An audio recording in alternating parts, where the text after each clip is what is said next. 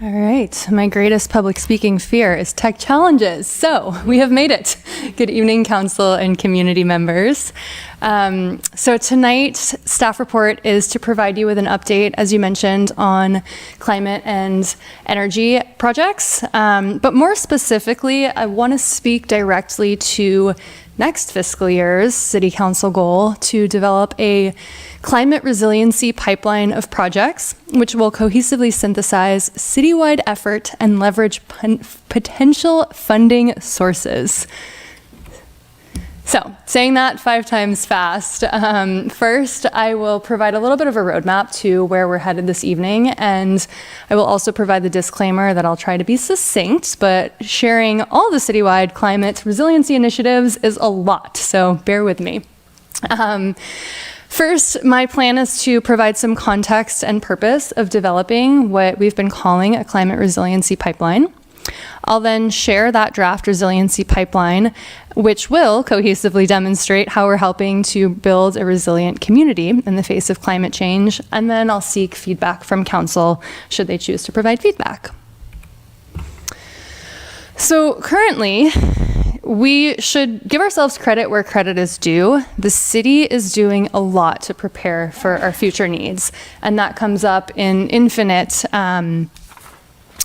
funding priorities, specific projects. For example, we have our excessive energy use tax, and as those funds have diminished, the city has set aside previous ARPA allocations on climate and resiliency projects, and as those funds have sunsetted, we have Measure H, where there's been climate prioritization. We have lots of capital improvement projects, so we're doing a lot.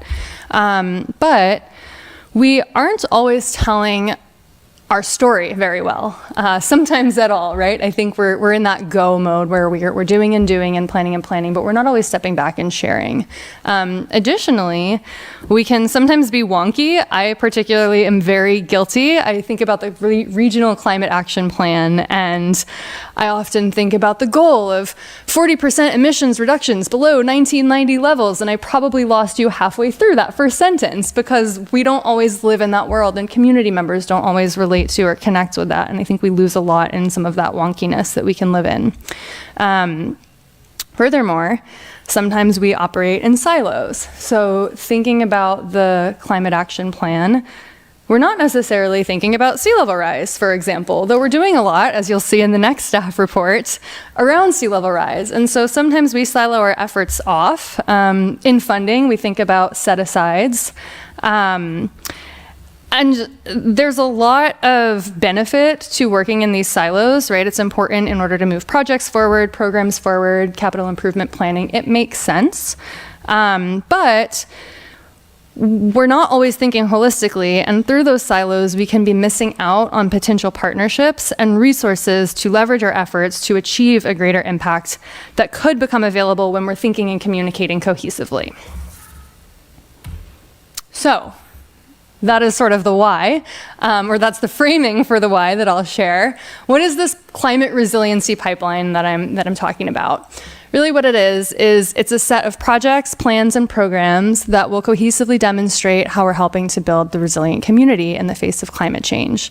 It's relatable, it's impactful, and it's also a brainchild that I'll share. I've been participating in a California climate leadership program that's funded through the California Endowment and is part of the Center for Community Investment. And they really harp over and over and over again on the importance in having these project pipelines, because showing that cohesiveness really generates visibility and opportunity to leverage impact. And so getting into the why, having this climate resiliency pipeline will help identify opportunities and gaps. It's a tool that can help us prioritize. It helps us gauge if our efforts will meet the mark. It can be a resource, as I mentioned, to leverage impact and partnerships. And again, resources will follow the cohesion. And through this leadership program that I started, not really sure if I understood their point, really as I've been going through it, it's become very clear that with that cohesiveness, resources will follow. So before I get into the framework itself, I I wanted to paint a picture of what a resilient future could look like. And recognizing there's a variety of lived experiences to account for, I'd like to offer one imaginary illustrative example that I'm going to read. I don't have it memorized, so bear with me. Imagine it is the year 2050 and a regular day for Arnold, a resident of Arcata. Arnold lives in a low-lying part of the city where he is able to walk his dog every morning along a trail network of levees that also serve to keep his home and wastewater safeguarded from the bay that continues to rise with sea levels. Arnold and his children bike together along a safe bike route to school drop-off, and then he bikes to work at Aldergrove Industrial Park. On busier days, Arnold has the option to take his electric vehicle or hop on the hydrogen-fueled bus. At the end of the day, he and his family pick up their weekly farm share from a local farm and then head to the community center to play some drop-in basketball with friends. That evening, they return home where their solar power battery and electric heat pump have kicked on for the night to keep them warm. Arnold doesn't have to worry about whether his toilet will flush, where his water will come from, if there will be electricity, or whether his home will flood. If a disaster strikes, he knows he can evacuate to that same community center and that the city has a plan to keep community members safe during response and recovery. Although Arnold makes an average income to support his family and he has experienced the climate shocks that will come with living in year 2050, he has access to resources that he needs to ensure he can live a decent quality of life. A little more relatable than 1990 levels and 40% emissions and, planning for X elevation when the sea levels rise. So that's my point to creating this framework, is really to help cohesively paint the picture of here's what the city's doing, so in the future we can, no pun intended, weather the storms. So the Climate Resiliency Framework, it lays the foundation for ensuring that Arcata is able to absorb climate shocks while preserving a healthy quality of life. And so we've divided this pipeline into, I think, 6 or so different categories. I'll go through those categories, and I won't read everything line for line, again, trying to remain succinct, but I'll pause at the end of each category, so if there's specific questions that council members have, please feel free to ask them. So the first goal envisions that the community and its assets are protected from local climate risks while public access and open space is preserved. Examples could be flood protection, stormwater management, access to clean water, and multi-benefit open space projects. So currently, you'll see in the third column, we've got a lot going on, particularly with regard to sea level rise, our wastewater treatment plant planning efforts, as well as rehabilitation of old city water and sewer infrastructures. The far right column depicts our currently planned and upcoming projects, plans, and programs. And really there we're highlighting strategic property acquisition for sea level rise planning, as well as Janes and Jolly Giant Creek restoration and stormwater management projects. I'll pause there. Any questions yet? Okay. The next goal envisions that the community is readily able to prepare for, respond to, and recover from natural disasters. Project types could be community resiliency hubs, neighborhood mobilization, and hazard planning. The orange depicts recently completed projects. I didn't go too far back into history. And within that, you'll see that Arcata Community Center is a designated evacuation center. It's a Red Cross location. There has been some emergency preparedness for city staff, water storage backups, and we're in the process of updating hazards and emergency operation plans. You'll see upcoming, there's a lot of planning and outreach with regard to disaster event response, particularly for both city staff and the community. The next goal aims to ensure that the community has access to local, reliable, low or no carbon energy. Project types could be building electrification, rooftop solar, battery backups, etc. You'll see in the third column, there's a lot of work particularly related to energy projects at city facilities, even more specifically with regard to the community center. And I just need to catch my error in my presentation. There's a organics franchise franchise agreement, which is a spoiler alert for the next category, so pay no mind. On the far right column, you'll see that the Climate Action Plan has started to make an appearance. And so what we did is we took not all, but some of the key and most city-specific measurements and integrated them into this to show how this framework sort of aligns with a lot of the climate action planning efforts as well. And I realized I should have paused and framed that this pipeline currently is looking at a 5-year time horizon. So just to kind of bracket where we're thinking right now. Again, you'll see in that climate action plan implementation, there's a lot around electrification, reducing energy, particularly with regard to the residential and commercial sector. So it's taking some of what the city is doing in our leadership and trying to broaden that to the greater Arcata community. The next goal is that as we transition to a resilient community, affordability is kept at the forefront. There's a little overlap here, of course, but project examples could include energy efficiency, rooftop solar, electric vehicles, power purchase agreement, and green workforce development. There's a lot of different sort of aspects that are within this category. There's some projects with regard to the organics the in-county organics processing facility that the city is supporting HWMA with a feasibility study on. This is where our cost-effective franchise agreement should live. There's also projects around Bayside Park Farm, edible food recovery, and so there's sort of the rates as well as the food for the community that's local and affordable. You'll see some energy projects there, as well as the steel water line replacement project with the intent of keeping costs down for our residents. So a little bit of a catch-all, for lack of a better term. And then similarly with the planned and upcoming projects and programs, there's a lot around electrification of both infrastructure and vehicles, and utility use conservation, I'll say. And then I think this is this is our last goal, which is to ensure that every community member has access to open space and a variety of low or no carbon transportation options. Project examples could be public transit, active transportation, EV infrastructure, community gardens, farms, parks, trails. I recognize not everything fits in a perfect category, so there's a little bit of overlap, like I mentioned before. But this category for our current projects or recently completed projects, there is a ton around active transportation and complete streets. There's also projects around our voluntary carbon offset program with our community forest. We had our e-bike vouchers that we partnered with RCEA on, helping to incentivize residents to purchase e-bikes. I'm sure the list continues to go on. And then again, that far right column has some active transportation projects as well as some specific climate action plan implementation measures. So before I head into questions, that's the outline of where we are at currently with this Climate Resiliency Pipeline. And really it's in its infancy phase in terms of generating the concept of this pipeline, starting to build the pipeline out itself. It really synthesizes what we already have either in the works or know we'll have in the near term.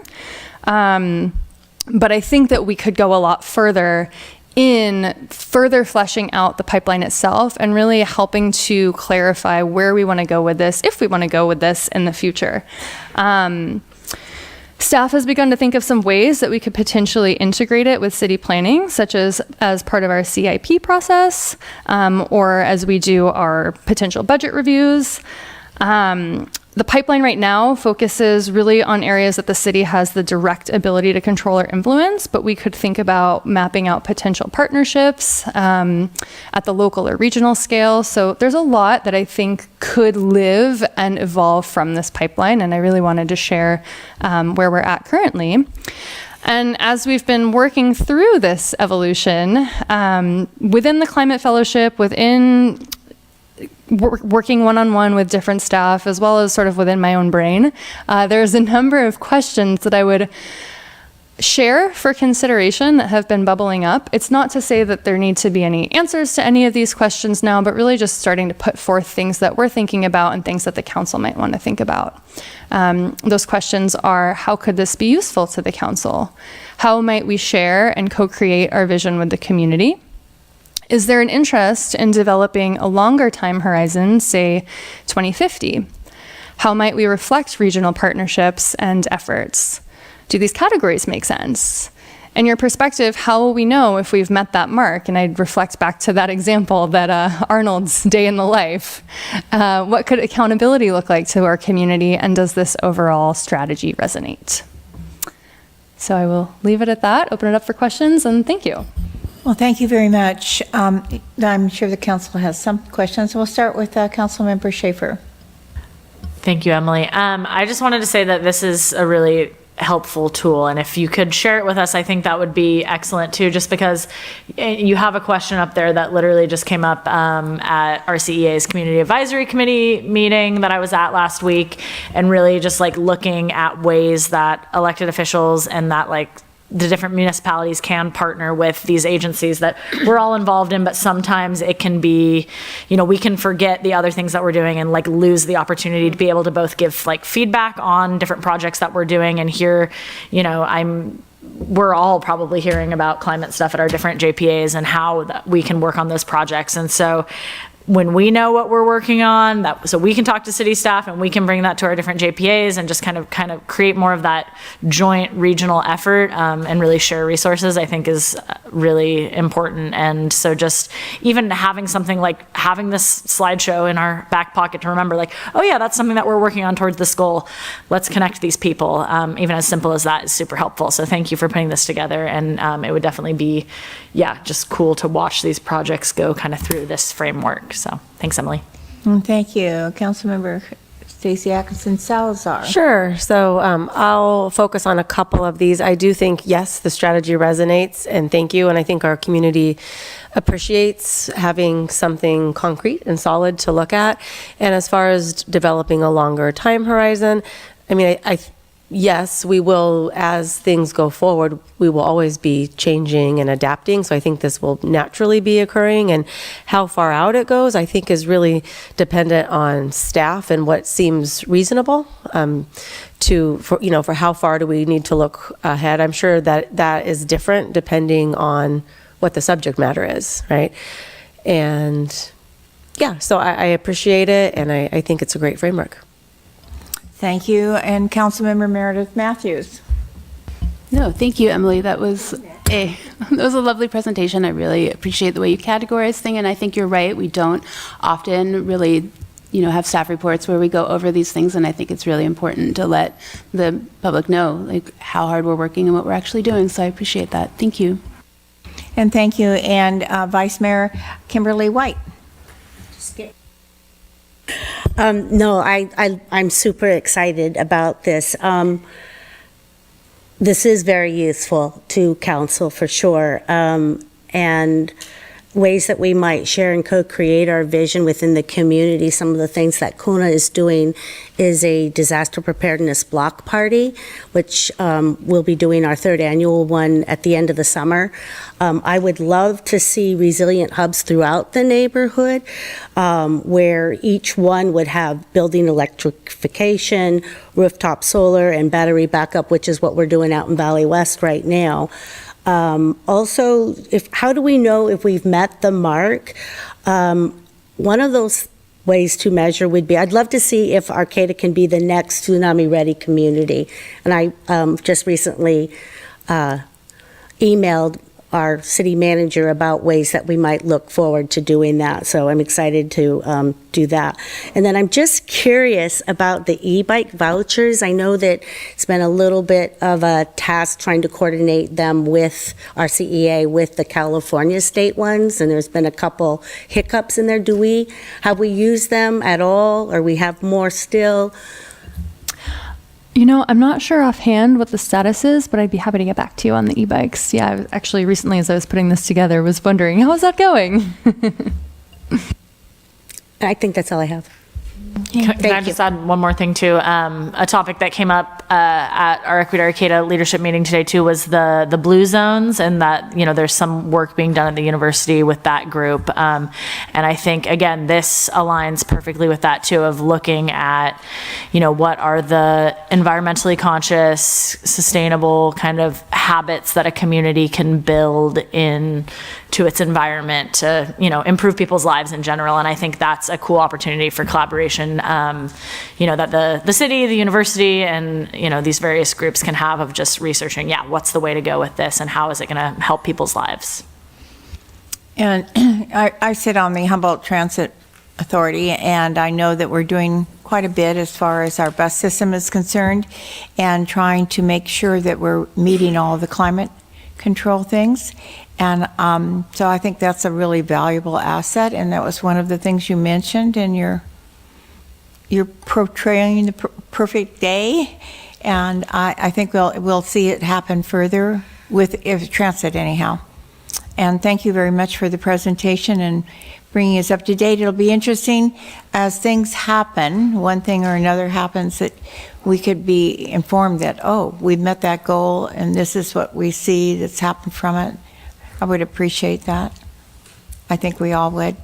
Could we get a copy of your presentation? And also, if you had any other updates on the climate leadership program that you're doing, that sounds pretty exciting. Sure, yeah, I'd be happy to provide the presentation, the framework, and updates on the program as well.